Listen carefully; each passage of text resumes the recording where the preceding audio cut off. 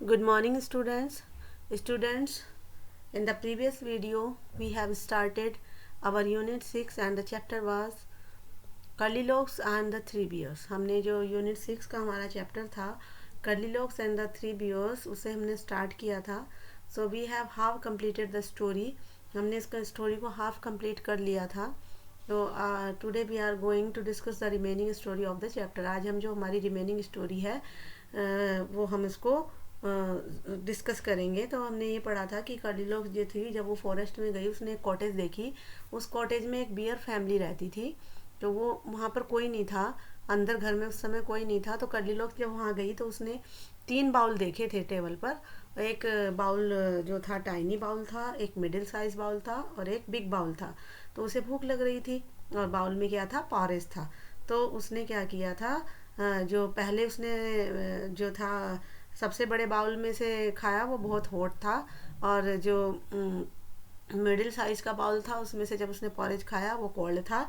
तो फिर उसने टाइनी बाउल में से पॉरेज खा लिया. वो बिल्कुल राइट था, neither too hot nor too cold. अब हम इससे आगे डिस्कस करेंगे, इतना हम कर चुके थे. Let's begin from here.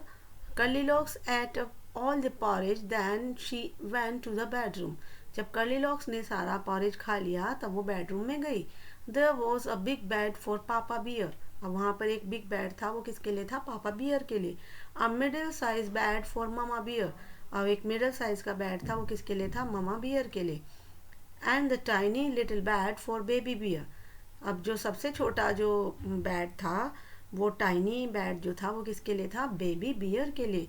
The big bed was very, जो बिग बेड था वो जो था वेरी हार्ड, जो बिग बेड था वो बहुत हार्ड था. The middle size bed was too soft. अब जो मिडिल साइज का बेड था वो बहुत ज़्यादा सॉफ्ट था. But the tiny little bed was just right. लेकिन जो छोटा जो टाइनी लिटिल बेड था वो बिल्कुल ठीक था.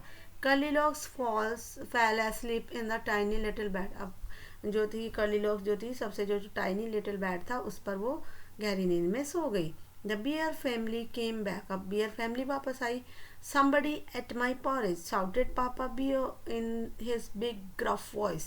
अब पापा बियर ने कहा कि किसी ने जोर से उन्होंने तीखी आवाज़ में बोला कि किसी ने मेरा पॉरेज खाया है.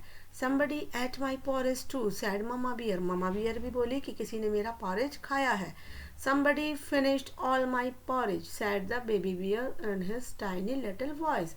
अब जो बेबी बियर था उसने हल्की धीमी आवाज़ में कहा किसी ने मेरा सारा दलिया खा लिया. The beer family went to the bedroom. Somebody slept in my bed, shouted Papa Bear in his big gruff voice.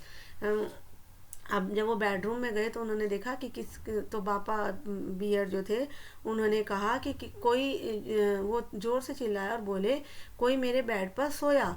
Somebody slept in my bed too, said Mama Bear. अब मामा बियर ने भी कहा कि कोई मेरे बेड पर लेटा था, कोई सोया था. Somebody is sleeping in my bed, said the baby bear in his tiny little voice. अब जो बेबी बियर था उसने कहा कोई मेरे बेड पर सोया हुआ है. किसने कहा, टाइनी लिटिल वॉइस में बेबी बियर ने कहा. Curlylocks woke up. अब कर्लीलॉक्स आवाज़ सुन के एकदम जाग गई. She saw the 3 bears. उसने तीनों बियर्स देखे अपने सामने. She jump down and ran out of the cottage as fast as he could. वो जल्दी से वहाँ से जंप किया उसने और दौड़ करके उस कॉटेज से जल्दी से वहाँ से भाग गई जितनी जल्दी वो जा सकती थी.